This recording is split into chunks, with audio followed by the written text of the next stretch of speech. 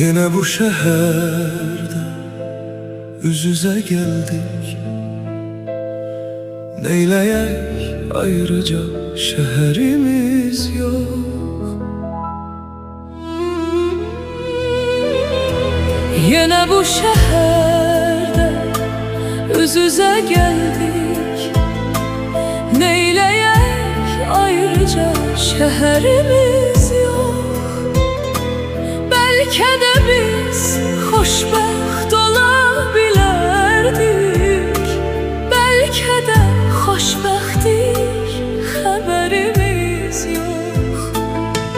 Aradan ne kadar il keçip görem, tanıyabilmedim, beni bağışla.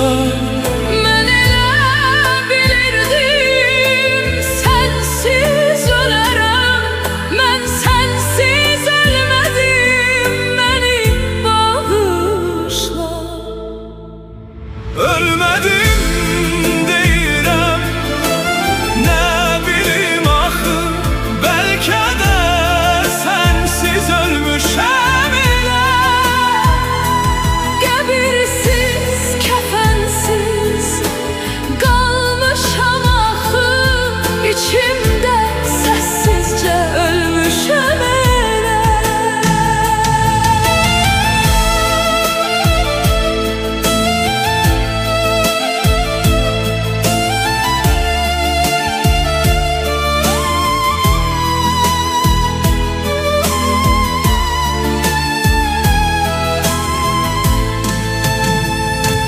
Belki de biz ondan ayrılmasaydık, ne ben indikiydim, ne sen indiki.